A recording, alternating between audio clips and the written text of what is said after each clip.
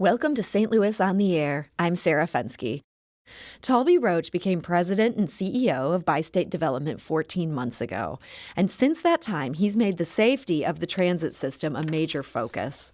Last week, Roach gathered with area leaders to mark the culmination of 2 years of study and planning aimed at improving safety. They announced a framework to provide, quote, a safer, more comfortable, more secure, and more comfortable ride for Metro Transit customers. And joining us today to talk about what that means and what changes transit riders should expect is Bi-State Development CEO Taulby Roach. So, Taulby, welcome to the show. Thank you. And we're also joined today by Kevin Scott. He's Director of Public Safety for Metro Transit. Kevin, welcome to the program. It's great to be here. Thanks for having me. So, Taulby, you took over 14 months ago. What were the big concerns at that point as far as safety goes? Well, sure. I mean, I remember when I first started, I said, we have 3 priorities right now, and that's security, security, and security. I mean, there's no question that in a public asset like this, what I need is engagement and people who care about it. And what we had been hearing for months is that we had to do better. So really, the tasking was clear. And so I tried to bring some clarity to that tasking and try to rally our forces and work with, of course, our colleagues and to do a better job. And we're on the precipice of that, and I'm really excited about it. So security really was number one on your agenda. So last week, this unveiling, this must have felt like quite an accomplishment. You pretty much got everybody to the table on this thing. Of course, and a legitimate critique of the public was, why aren't you all working together? What's going on with the finger pointing and so on? And by golly, you know what? You can do a better job on safety and security on the system.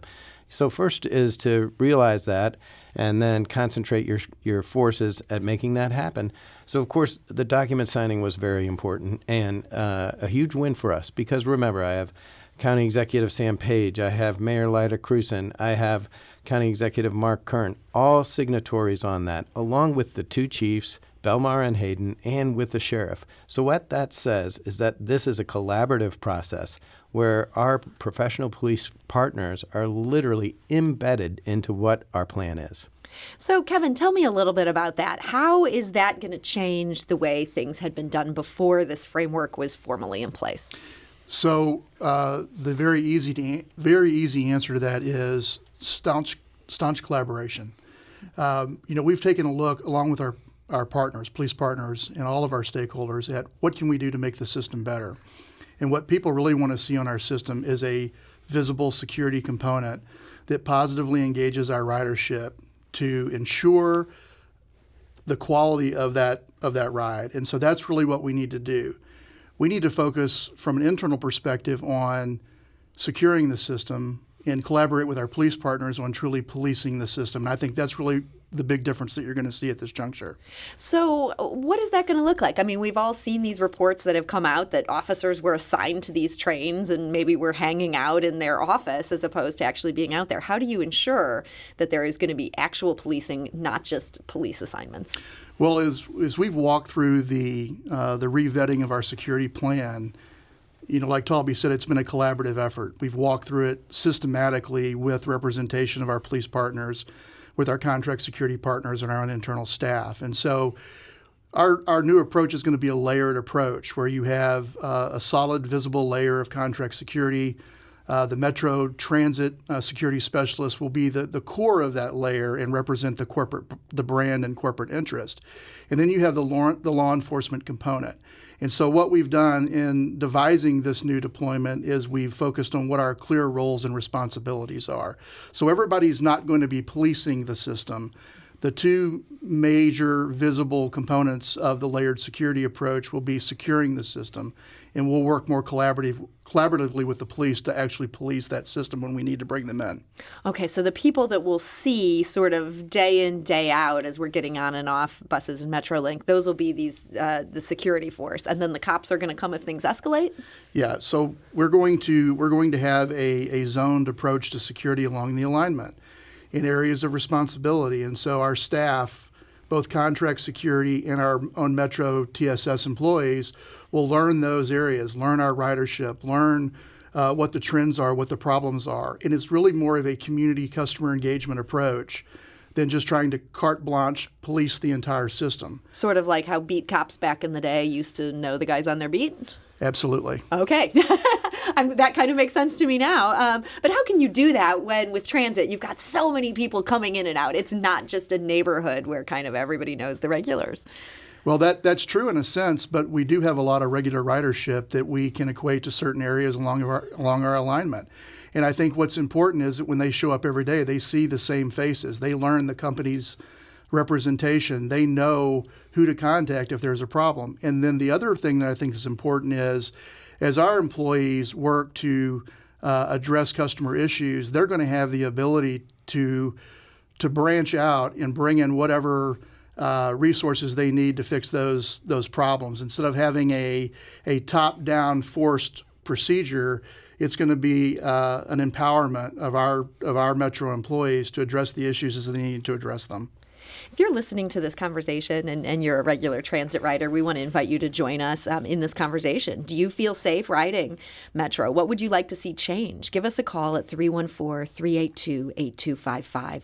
That's 382-TALK. Or you can send us a tweet at STL On Air or email us at talk@stlpublicradio.org. And we are talking today to Kevin Scott, the Director of Public Safety for Metro Transit, as well as Bi-State Development CEO Taulby Roach. And Taulby, I know you had something you wanted to add to what Kevin just said. Yeah, just to head on. So I like to think of transit as essentially a community. It happens to be a moving community where we have regular folks who are our customers who are moving in and out of that. Most of my customers use the system almost every single day. So it's not the really occasional rider that goes to the ball game and to the blues game, although they're certainly important. Sure. But the majority of our ridership is there. And so the key component to this layered and kind of almost community and neighborhood approach is that we have the right people in the right place with the right tools and the right training so that not everyone is doing policing. Some folks are indeed doing security. So we're trying to do more of a quality ride and trying to deal with issues on an everyday neighborhood type basis. What the public will see is all different types of uniforms, high visibility Metro uniforms, and then along with the 3 different professional police departments, they're doing their professional job. Presence on the system is an absolute key component. And not only through this plan, but also through secondary deployments, I think folks will see more uniforms on the system. Yeah, and I think another important point to feed off what Taulby said is, when you talk about policing is only a small portion of your overall security plan, and that's what we want to focus on. And I think we've gotten caught up with that in the past, that we've overpoliced and we haven't secured, and that's what we want to try to correct. So I know one prong of this plan is to implement fare enforcement as a security tool. How do you go about doing that without turnstiles? Well, the fare enforcement has always been a constant in our practice. We've always done that. And so we have a system in place where we deploy fare inspectors along with our own TSS, Transit Security Specialist employees, to check fares on the train. That is one component, and that is a solid foundation of what we think is a true security outreach. So you'll continue to do as that's been done, you're saying, in the past? That's correct. Yes, ma'am. And let me just add to that. So that is a fundamental, foundational part of moving into security, is fundamental, rigorous fare enforcement. So we need to move to that model. But now, as we're going through the plan and we're doing deployment, the next phase of the plan would be to move into infrastructure. So part of that infrastructure commitment is to move more to access control at stations. So there's a central point of access that our customers go through where we can do fundamental fare checks. If you use the Cortex station, which is the newest station that we've completed, it has been designed in that way. And of course, so it's very, very helpful and helps from the security paradigm so that every single person on that platform has been fare checked. So we'll be moving into that now in the summer and working on other infrastructure items, for instance, like camera systems and so on, after we do the deployment aspect, which we're in right now. It does feel like so much of the focus in the media, and I think sometimes in Bi-State materials as well, seems to be MetroLink. What about the buses and the call-a-ride systems? Are those a high priority, and what are we going to see change there? That's a great question. So you're right. The focus has been MetroLink, and I think a lot of people equate the term MetroLink to the broader Metro Transit modes of transportation, but that's not true. MetroLink obviously is the light rail system, and then we have the bus operation side, which is the largest part of our business and where we move the majority of our customers.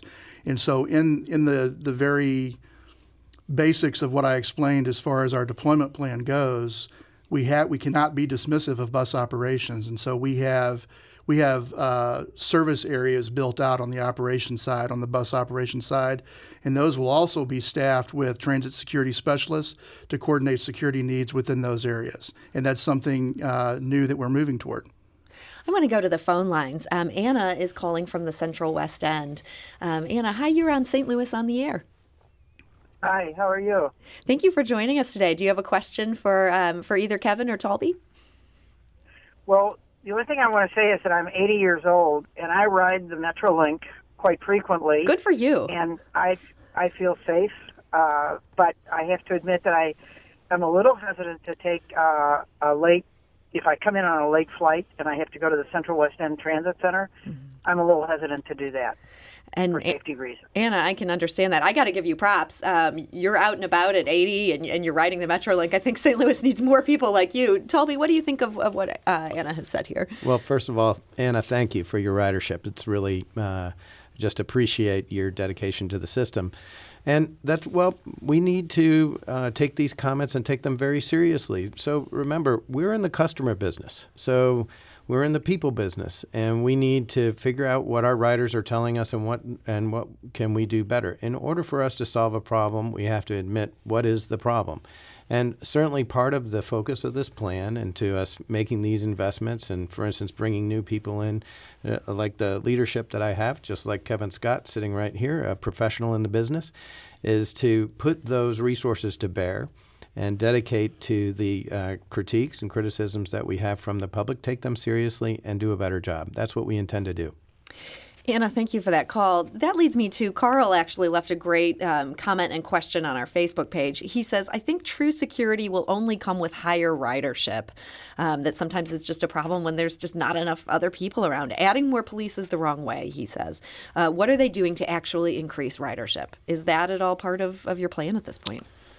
So sure, absolutely. So, that's just a fact. There's neighborhoods are safer, just like transit is safer when there's more folks around. For instance, what's really interesting is I take the Blue Line home typically, and it is practically a standing load all the way from 4:30 to 6 o'clock, especially generated out of the Central West End station. And I bet that feels pretty safe during those hours then. It feels very safe. And those are the very people, the very millennials that we want to keep in our community to try to drive it into where it needs to be. But certainly, look, we're not looking at over-policing the system and that's part of the key element of this design, is that it's a tiered structure so that, for instance, folks feel that they're getting service, not policing. Clearly, we were kind of headed in a direction that wasn't working before. There was more actually police and arms on the system back when we were having our worst situations. We had too many people policing the system, not people securing the system.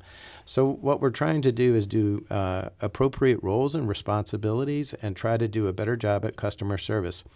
That would be aspect one of rebuilding ridership. What we constantly hear is that people are uncomfortable with our system. What I want to get to is comfort. Not only that you feel safe, but you feel comfortable on the system. That's the first aspect of rebuilding ridership. And there's another piece to this too. Once we put these layered approaches in place and we've solidified our deployments and we're truly making an impact, it's my opinion that we have to go back and we have to resell our system to our customer base, one area at a time in our region. We have to tell our story. We have to articulate the fact that we have a true regional asset here. For the St. Louis region to grow and prosper, public transit is part of the very foundation of that process. And so there are a number of things that we need to do. We need to fix systematically how we do security, and that's what we're doing. After that, we have to go back out and we have to resell, and we have to get the folks that have stayed away from the system to buy back into the system. And I think that's what's hugely important. What do you see as the timeline for sort of checking that first item off your list so you can move on to the second? Well, April 1st is a big day for us because Our new contract security partner will be on board, G4S, and then we'll be moving into the plan and the deployment plan, which will be really happening this spring into June. Then as we move into the summer, then we'll start looking at some of the infrastructure issues, and we'll be talking to some of our partners about, for instance, camera systems and changing in the design of the system. So it is kind of an active, everyday return. How are we doing our jobs and trying to do our job better every single day? We're talking to Bi-State CEO Taulby Roach, as well as Kevin Scott, the Director of Public Safety for Metro Transit. Our phone lines are blowing up. I want to get back to them in a moment, but I did want to talk about GS4 since you brought them up. Now, that's the private security firm that Bi-State has chosen to replace a different private security firm, Securitas, that handles security for Metro. And a USA Today investigation found that the firm's American subsidiaries had, quote, hired or retained at least 300 employees with questionable records, including criminal convictions, allegations of violence, and prior law enforcement careers that ended in disgrace. Some went on to rape, assault, or shoot people, including while on duty. Did you know about these concerns before USA Today published those stories last fall? So Kevin headed that vetting process. So Kevin, do you mind? Sure.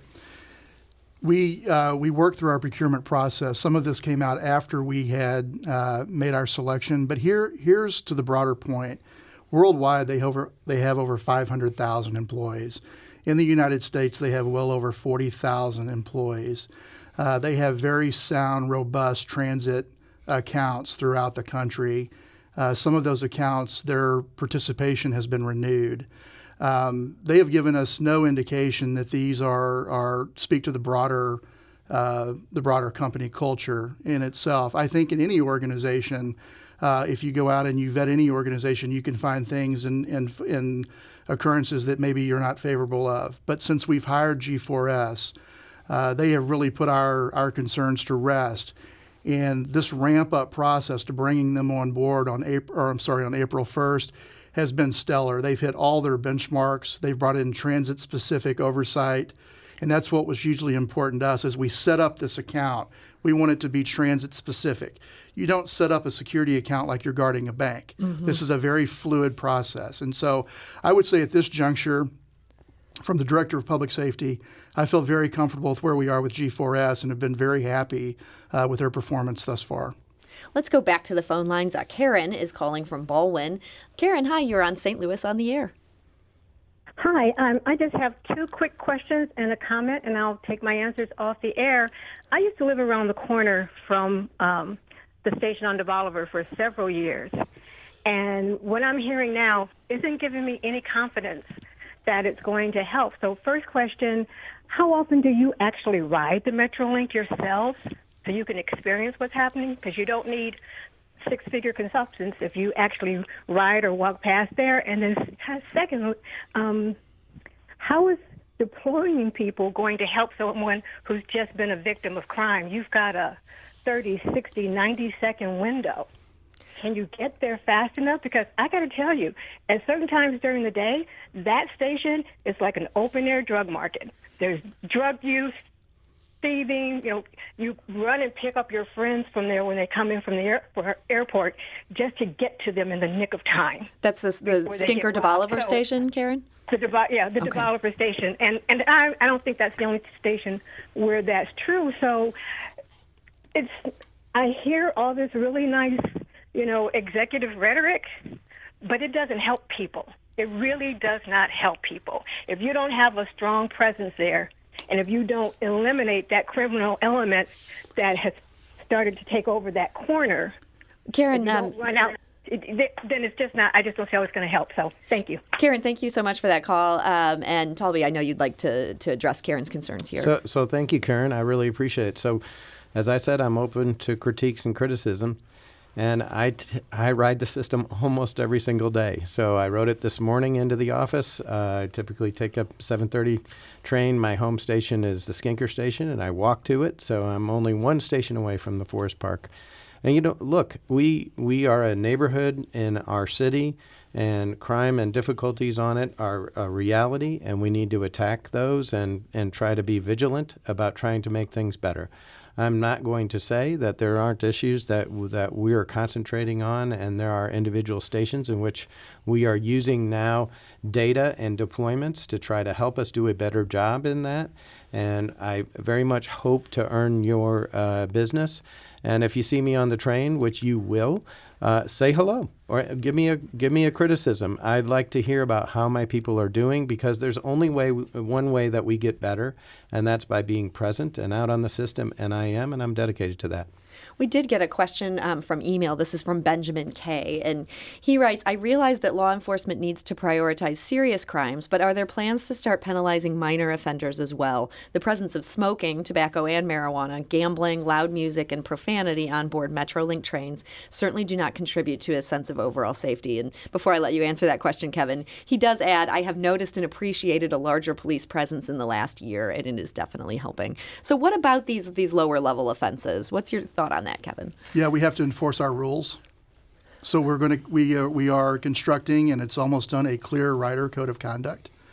And with along those same lines and in the same process that we've been working through, we're also constructing, and we're going to be pushing out a true ride and abide policy. And what does that mean, ride and abide? So if you don't follow our rules, you can't ride the system for a specific period of time. And there's gonna be an internal administrative process to help adjudicate and assure compliance of those rules. That is a focus that we need. I think it's been a very vague focus in the past, and it's something that we need to look strongly at. How do you deal with the fact that for some communities, I think particularly people of color, they can sometimes feel like added enforcement makes them feel less safe? They end up feeling like a target rather than that you're looking out for them. Yeah, of course. And so that's why you don't hear us saying, for instance, over-policing the system. Part of this in a neighborhood aspect is some of the fundamental respect features. So not only respect your ride, but also respect those individuals as customers. That comes with proper training of security personnel so that there's a way to respectfully confront people. Look, please, I'm sorry, you're going to have to put that cigarette out on the platform. There is a way to do that appropriately in a respectful environment, and that has to do with training. So a key aspect of our security plan are those detailed training plans, which Kevin and his team are working on, and that we intend on getting done. We have one last question that came in via email. Keith Duncan writes, I ride a few times a month from my nearest station convention to the Central West End or visiting the Del Mar Loop or the airport. I feel perfectly safe during the day, but am more cautious at night. To be honest, I would feel safer if video cameras were more numerous and more conspicuous. Any thoughts on whether that's something that you want to add more of? Oh, yes. So a more rigorous, modernized CCTV system is obviously on the docket, but the first was to finish the plan and then see how we can maximize that tool. So, for instance, that I would go to Kevin and his team after they have been deployed and working for a few months. What is the most effective system? I need to put the tools in the hands of my law enforcement professionals, and certainly that's a huge tool these days. Kevin? Yeah, and I think another important point about CCTV, without going into too much detail, is CCTV. I'm going to teach you a new term today. My entire staff knows this. It's called force multiplier. And I don't mean to sound authoritative with that, but CCTV should be a very proactive approach to technology that is used to intervene or stop things from happening before they do, instead of a very reactive approach or an investigative approach.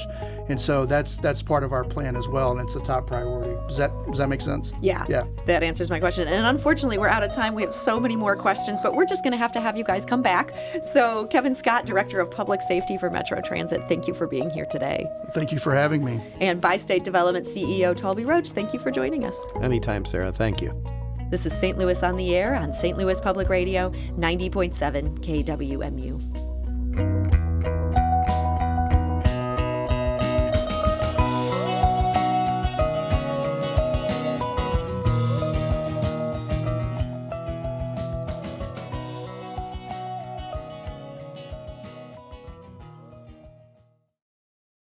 Support comes from the Missouri Forest Products Association, saluting Earth Day on April 22nd with an ongoing commitment to help offset carbon emissions with sustainable harvesting of Missouri forests. Details at choosewood.com.